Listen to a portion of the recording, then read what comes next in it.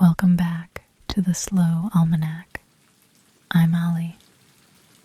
Tonight we wander together, slowly, to a place where nothing is in a hurry, and neither are we. If you enjoy these quiet journeys, take a moment to subscribe before we begin. That way, the next slow story will find you on Sunday night.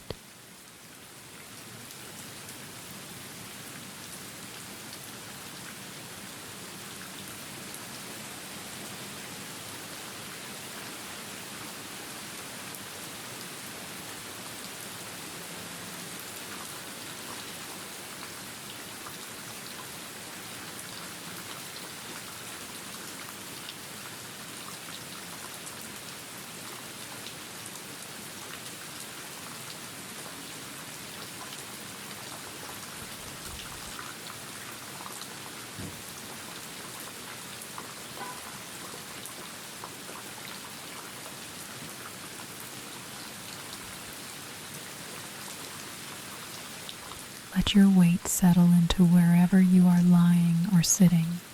Let the floor, the mattress, the chair take the full weight of you.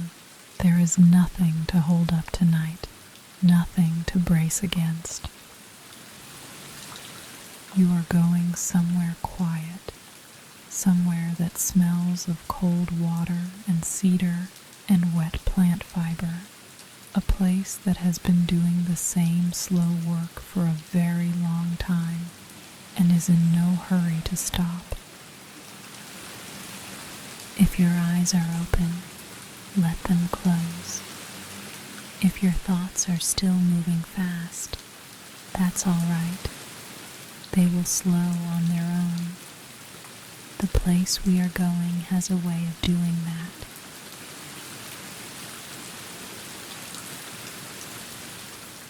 There is a workshop at the edge of a cedar valley, beside a mountain river.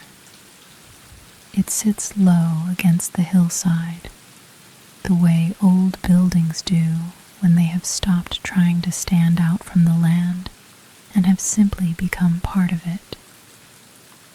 The roof is dark with age, its eaves wide, angled to shed the heavy winter snow that comes off the mountain in long, slow slides. The walls are pale plaster and dark timber, and the whole structure leans very slightly toward the river, the way a person leans toward something they have been listening to for a long time. The river is just outside. You can hear it from where you are standing in the doorway. A low, continuous sound, not loud, not urgent, more like the sound of a room that is always gently occupied. The water comes down from the mountain through a forest of cedar, and by the time it reaches the workshop, it is very cold and very clear. In winter, the clarity is almost startling. You can see the individual stones on the riverbed, gray, pale green, ochre, each one sitting in its own small shadow. The workshop door is open. It is always open when the work is being done. The cold air comes in freely, and that is the point. You step inside. The floor is stone, worn smooth and faintly damp. The room is long and low, lit by a row of paper screens along the south wall that filter the light into something soft and even. No glare, no shadow. The light in here is the color of weak winter sun, the color of the paper itself when it is held up to the window. Along the far wall, there are large, shallow tanks, each one filled with water.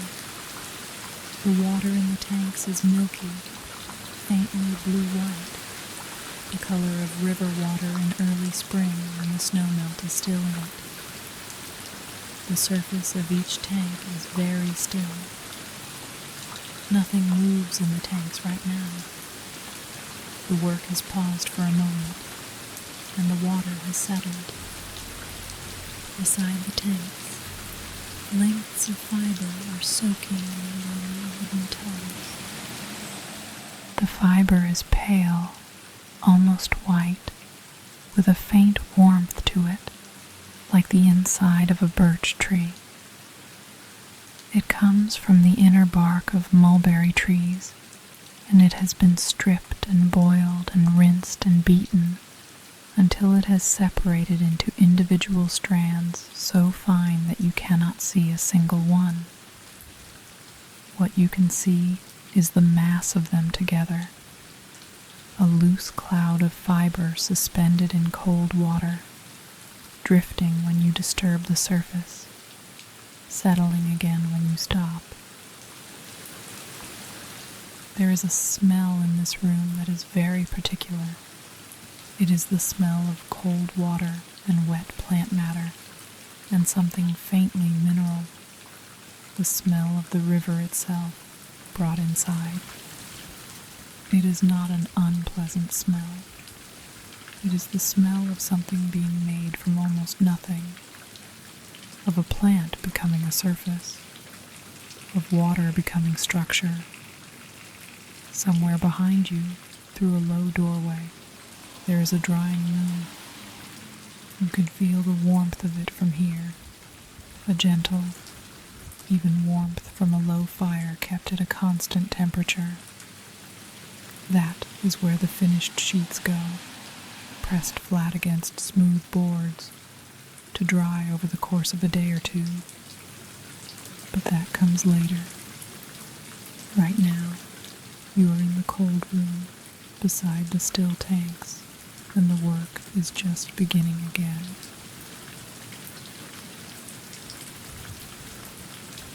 Let me describe it once more, slowly, in slightly different words. A low workshop at the edge of a cedar valley, a mountain river just outside, running cold and clear over pale stone. Inside, a long room with a stone floor and paper screen walls, lit by soft, even light. Large, shallow tanks of milky water along the far wall, fibre soaking in wooden tubs, the smell of cold water and wet bark and something mineral, something that came down off the mountain. The room is quiet. The river is a low hush outside. The paper screens glow faintly. The water in the tanks is perfectly still. You are sitting on a low wooden bench against the wall near the door. The cold air comes in off the river and settles around your feet. Your hands are in your lap. There is nothing you need to do.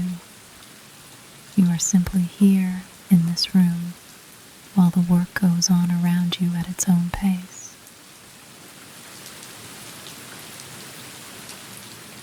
The story of how this paper is made is, at its center, a story about water, not about skill, though skill is here too, not about tradition, though the tradition is very old. At the center of it is the water, this particular water, from this particular mountain, at this particular temperature, and the way the papermaker has learned, over many years, to read it. The mulberry tree is the source. Its inner bark, the soft, pale layer just beneath the outer skin, is harvested in winter when the sap has gone down and the fibres are at their most coherent. The bark is stripped in long ribbons and dried, and then it is soaked and boiled in a mild alkaline solution, which loosens the bonds between the fibres and the lignin and the other materials that hold the bark together as bark.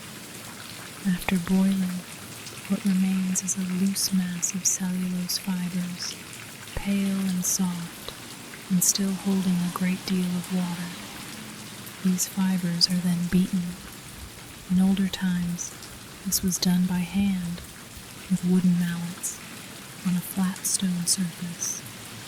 The beating does several things at once. It shortens some of the fibers. It roughens the surface of each strand, opening tiny fibrils along the length, like the fringe on the edge of a piece of cloth. These fibrils are important. When the fibers are later pressed together in a sheet, the fibrils from neighboring strands interlock, and it is this interlocking, this physical embrace of one fiber with another, that gives the finished paper its strength. But the length of the fiber and the degree to which the fibrils open depends on the water, and this is where the mountain river becomes the center of the story. Cold water slows everything. The chemical reactions that break down the fiber during boiling run more slowly in cold water, which means the papermaker has more control over how far the breakdown goes. In warm water, the fibers soften quickly and can become too short, too fragmented, and the finished paper will be weak, prone to tearing along the grain. In cold water, the breakdown is gradual. The fibers remain longer. The papermaker can stop the process at the right moment, when the fiber is soft enough to beat, but still long enough to bond well. Mountain river water is cold for most of the year, and coldest in winter, when the best paper is made. The papermakers in this valley learned, over generations, that the best sheets came from the coldest months, not because of any single factor, but because everything worked better in the cold. The fibers stayed long, the water in the vat stayed clear, the paper formed more evenly on the screen. The mineral content of the water matters too. Water that has traveled through limestone carries calcium and magnesium ions that can interfere with the bonding of the fibers. They coat the surfaces of the strands and prevent the fibrils from interlocking cleanly. The river here runs through granite and cedar forest, not limestone, and so the water is soft, low in dissolved minerals, low in ions that would get in the way. The fibers, when they meet in the vat, meet cleanly.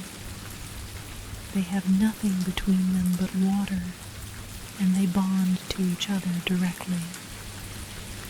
The papermakers learned to taste the water, not a formal test, just a sip, taken each morning from the river to gauge the season's mineral load. In dry summers, when the river ran lower and slower, the water was harder, carrying more of what it had dissolved from the riverbed. In those months, the paper was slightly different, the sheets a little less even, the surface a little rougher. In the wet months, when snowmelt and rain kept the river high and fast, the water was at its softest, and the paper at its best. The vat itself is where the sheet is formed. The papermaker stands at the tank, holding a wooden frame strung with a fine screen, a grid of very thin strips set close together that will support the fiber as the water drains away. The frame is dipped into the vat, scooped forward and up in a single slow motion, and a thin layer of fiber-laden water is lifted onto the screen. Then the papermaker rocks the frame, side to side, then forward and back, in a rhythm that is particular to each maker, a rhythm learned over years, adjusted for the temperature of the water, the length of the fiber, the thickness of the sheet being made. The rocking distributes the fibers evenly across the screen. It also encourages the fibers to lie in multiple directions rather than all in one, which gives the finished sheet strength in every direction, not just along the grain. The water drains, not all at once, slowly through the fine screen, while the rocking continues. As the water drains, the fibers settle against each other. The fibrils interlock. A sheet begins to form, still wet, still fragile, translucent as skin held up to a lamp. A plant-based thickening agent is added to the vat water before forming. It comes from the root of a particular flowering plant, and it does something subtle but essential. It slows the drainage of water through the screen, giving the papermaker more time to rock the frame and distribute the fibers before the sheet sets. It also prevents the fibers from clumping together in the vat, keeping them evenly suspended so that each scoop of the frame draws a consistent layer. Without it, the fiber would settle to the bottom of the vat between scoops, and each sheet would be uneven, thick at one edge, thin at the other. The amount of thickening agent used depends on the temperature of the water. In cold water, the agent is more viscous, more effective, and the papermaker uses less of it. In warmer water, it breaks down more quickly, and more must be added to maintain the same slow drainage. The papermakers learned this by feel, by the way the water moved when they drew their hand through the vat, by the rate at which the screen drained after each scoop. When the sheet is formed, it is pressed gently from the screen onto a smooth wooden board. The pressing removes more water. Then the board is carried to the drying room and leaned against a warm surface, the side of a low kiln or a heated wooden pan, and the sheet dries slowly over many hours. Slow drying matters. If the sheet dries too fast, the fibers contract unevenly and the surface buckles. If it dries at the right place, the fibers settle flat, bonded evenly across the whole surface, and the finished sheet is perfectly flat, perfectly smooth. The finished paper is thin enough to hold up to a lamp and see the light through it, not as a blur, but as a clear, even glow across the whole surface, with no thick spots, no thin spots, no shadows where the fiber piled up or pulled apart. That evenness is the measure of the work. It is the result of everything: the cold water, the soft mineral content, the long fibers, the rocking of the frame, the slow drying.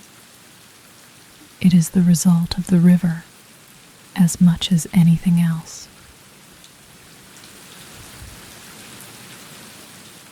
Come back to the room now, the long, low room with the paper screen walls, the stone floor, the shallow tanks along the far wall. The papermaker has finished a round of sheets.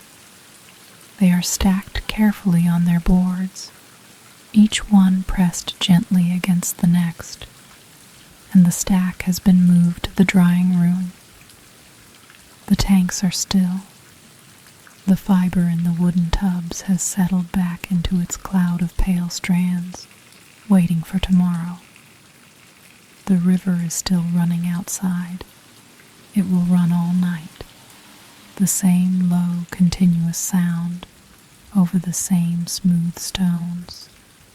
The water that is in the river right now will be in the vat tomorrow morning.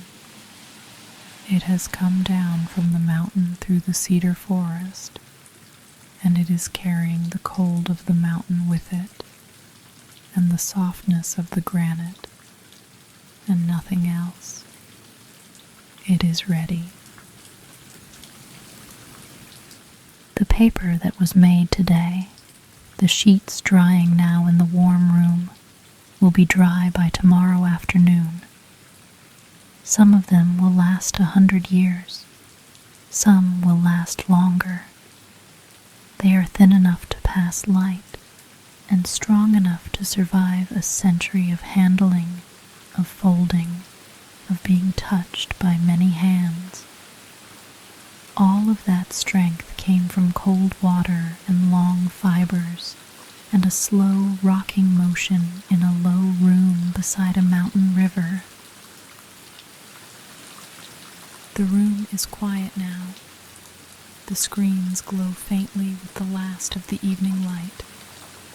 The wooden tubs hold their pale clouds of fibre. The river runs. Nothing is in a hurry. Nothing has been in a hurry here for a very long time. If you'd like more of these, you can follow along quietly. The button is just below this video. Sleep well.